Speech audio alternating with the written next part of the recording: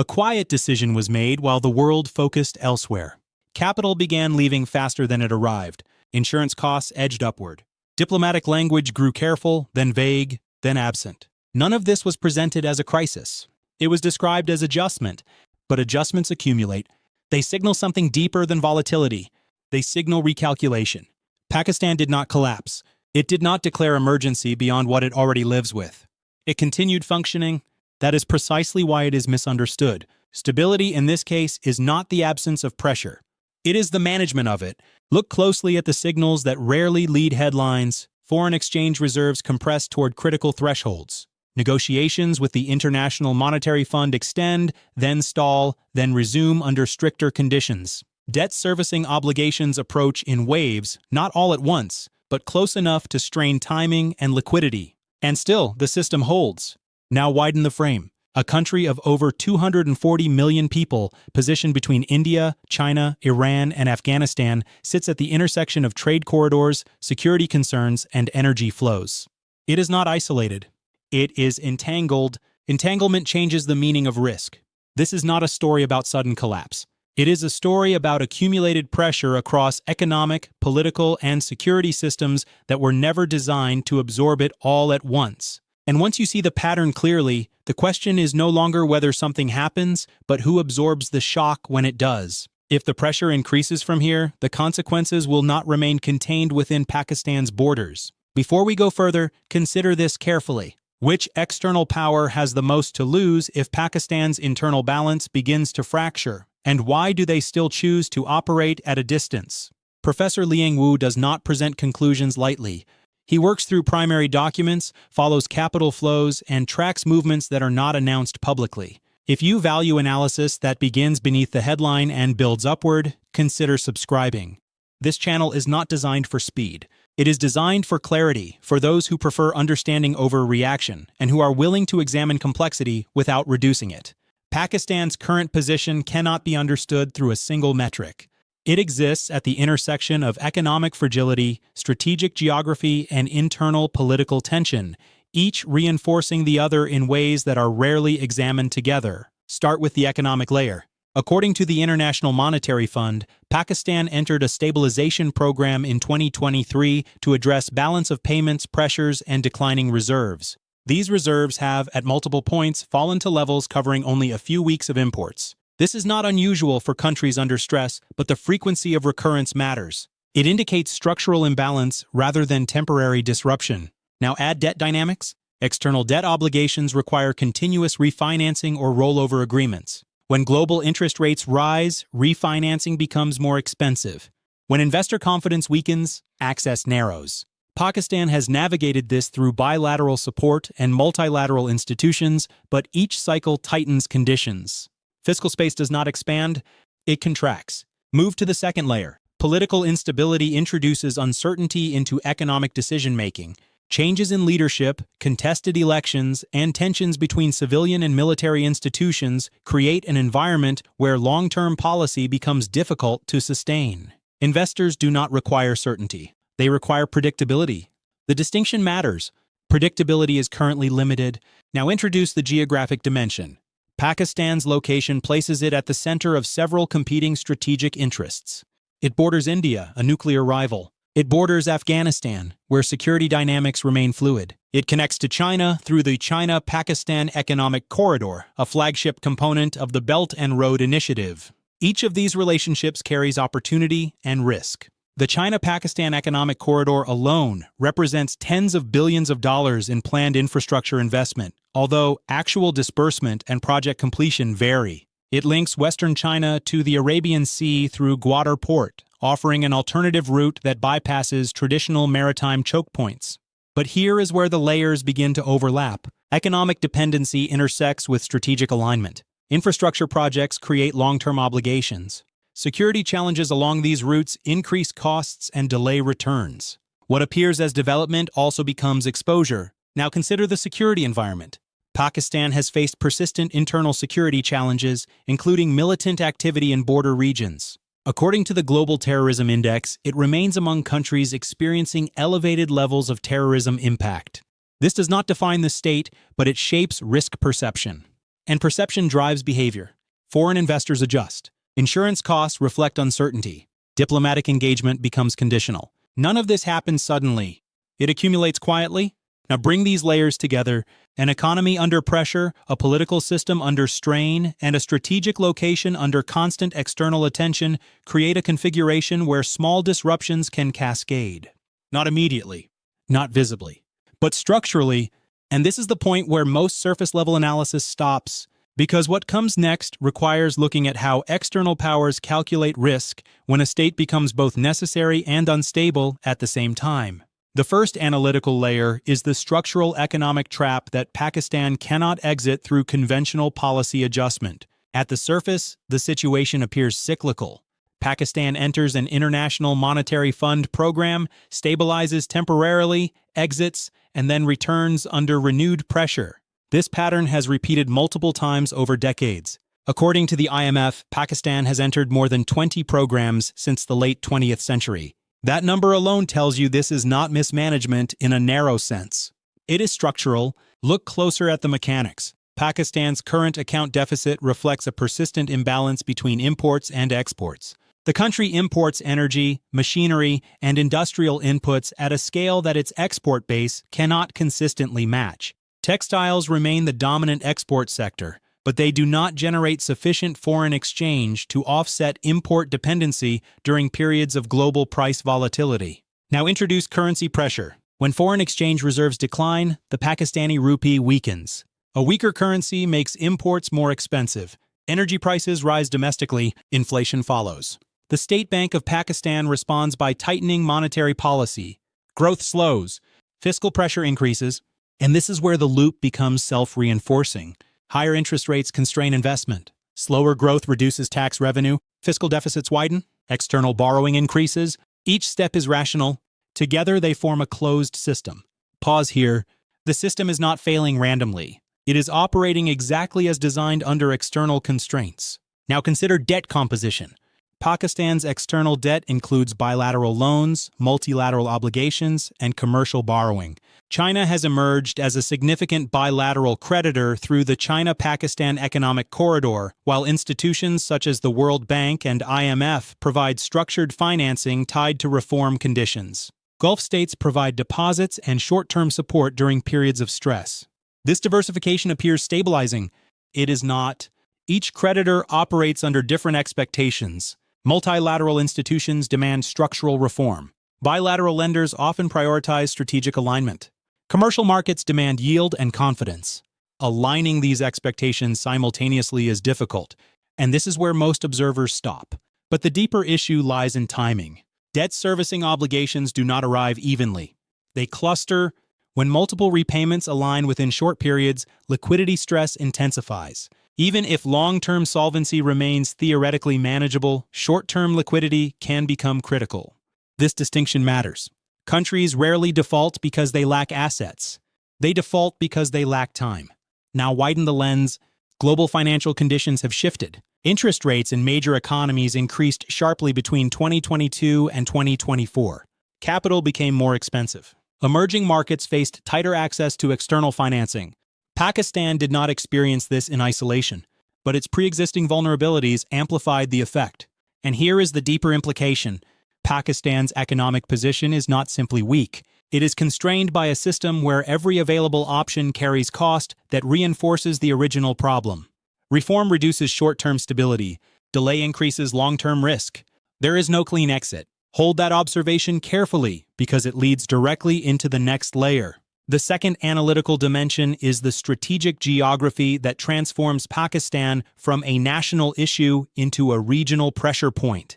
At the surface, Pakistan's location is often described as advantageous. It connects South Asia, Central Asia, and the Middle East.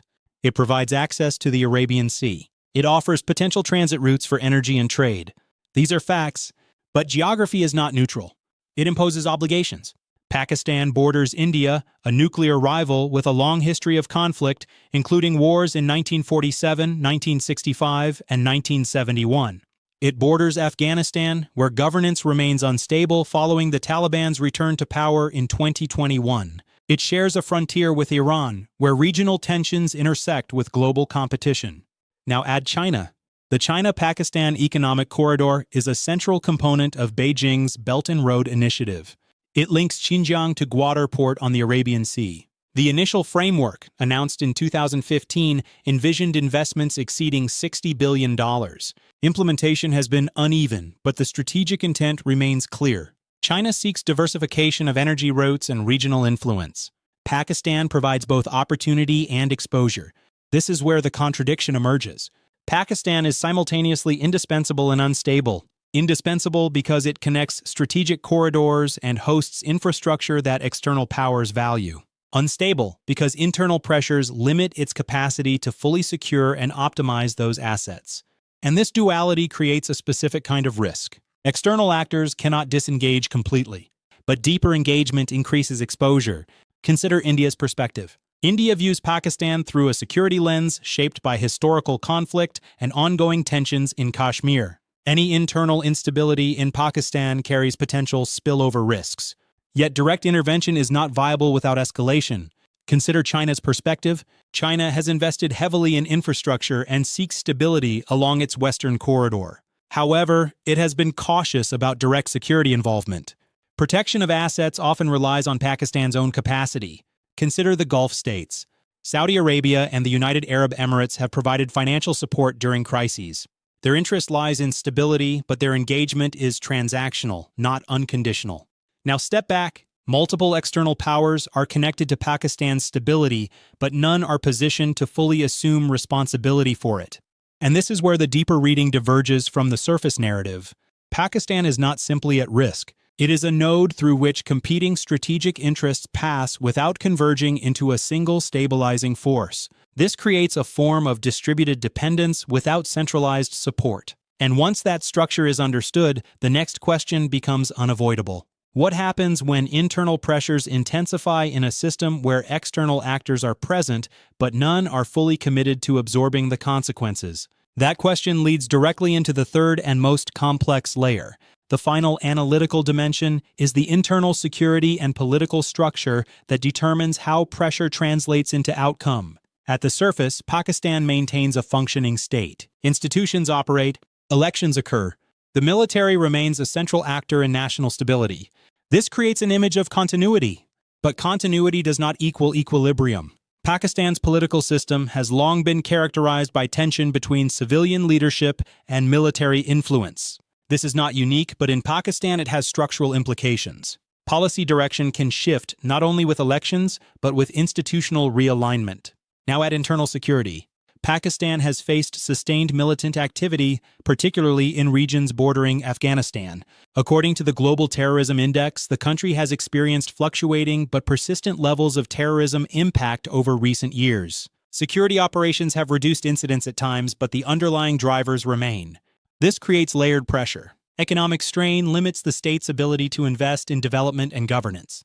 Political instability complicates long-term planning. Security challenges require continuous resource allocation. These pressures do not exist separately. They interact. When economic conditions deteriorate, political dissatisfaction increases. When political instability rises, security risks expand. When security conditions worsen, economic confidence declines. This is a feedback loop. And here is the part that most analysis avoids. The system does not need to collapse to produce consequences. It only needs to lose margin.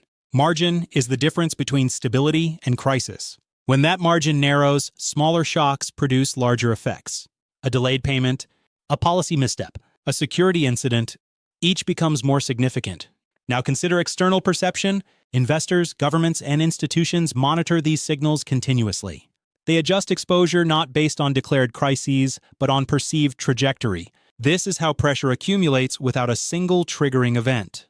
And this is where the strategic dilemma becomes clear. For the United States, Pakistan remains relevant for regional security, but not central enough to justify large-scale intervention. For China, Pakistan is strategically valuable, but direct involvement carries risk that Beijing has historically avoided. For regional actors, engagement is necessary but limited. No actor steps forward fully. This is not coordination. It is convergence without commitment. And that creates a condition where internal pressures are not offset by external stabilization. If the current trajectory continues, Pakistan does not need a dramatic rupture to alter regional dynamics. Gradual degradation of capacity would be sufficient. Trade routes become less reliable. Security risks increase. External actors adjust accordingly. The effects spread outward.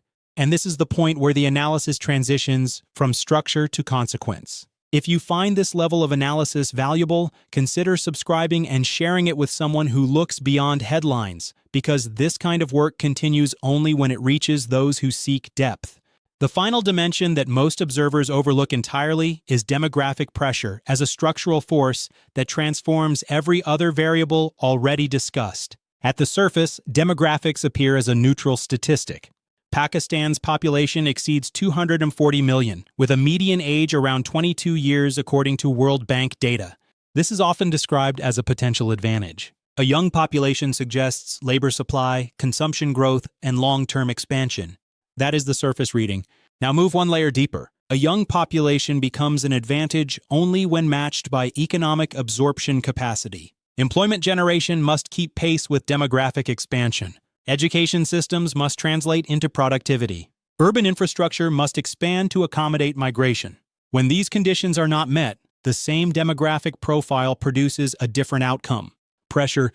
Pakistan's labor market has struggled to absorb new entrants at the required scale. Informal employment remains high. Youth unemployment and underemployment persist, particularly in urban centers where expectations rise faster than opportunity.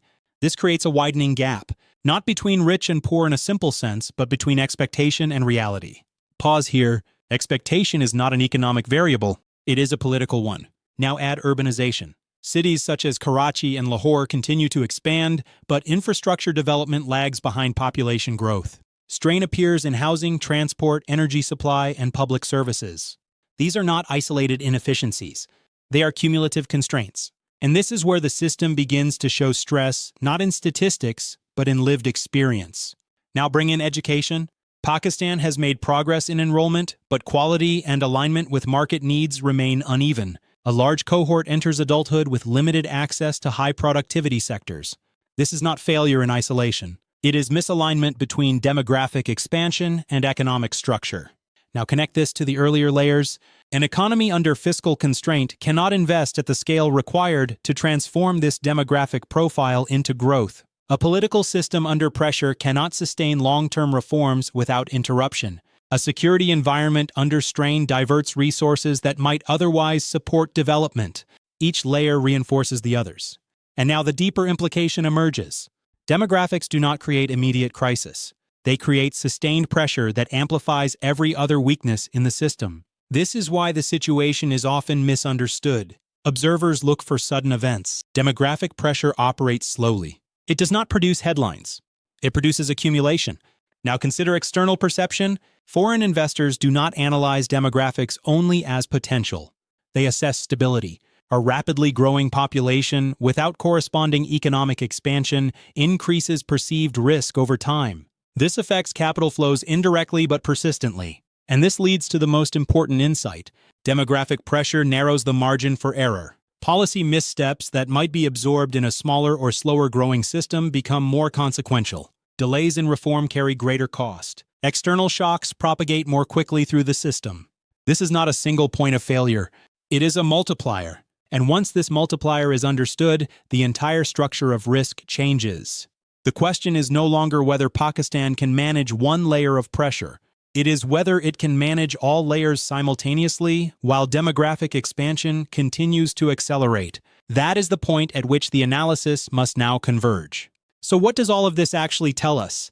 The evidence points to a system defined not by a single vulnerability, but by the interaction of multiple constraints operating at the same time. The economic structure, shaped by repeated international monetary fund programs and persistent external imbalances, limits policy flexibility. The strategic geography connecting China, India, Iran, and Afghanistan ensures that external actors remain engaged but not fully committed.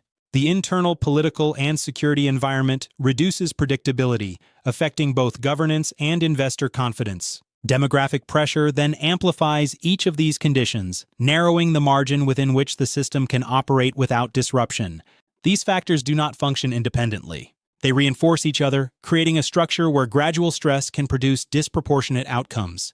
Pakistan is not positioned for sudden collapse, but it is also not positioned for rapid stabilization under current conditions.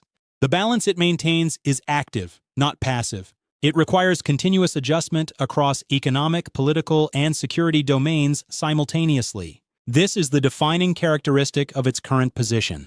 And before this analysis ends, there is one more thing that needs to be said clearly. The evidence suggests that the trajectory will be determined by a limited set of observable developments rather than unpredictable events. The first is the sustainability of external financing, including continued engagement with the International Monetary Fund and bilateral partners. The second is the internal political environment, specifically whether policy continuity can be maintained across institutional transitions. The third is the security trajectory, particularly in regions where instability can disrupt both economic activity and investor confidence. None of these variables alone will define the outcome. Together, they will indicate whether the system retains its current balance or begins to narrow further.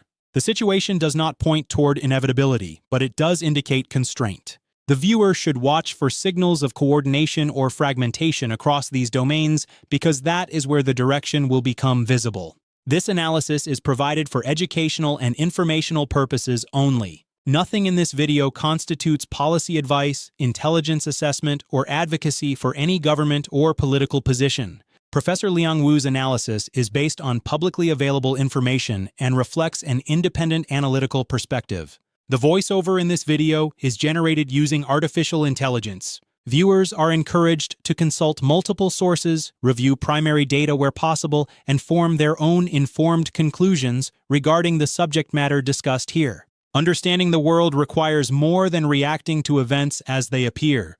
It requires recognizing the structures that produce them. If this analysis has clarified something for you, share it with one person who values depth over headlines. The algorithm responds to engagement, but it is deliberate sharing that allows serious analysis to reach those who are looking for it. Leave one comment with your assessment of this situation or the country you are watching most closely right now. The next analysis begins in a place that appears stable until you examine it closely. I am Professor Liang Wu. Stay curious, stay skeptical, and never mistake a quiet news day for the absence of history being made.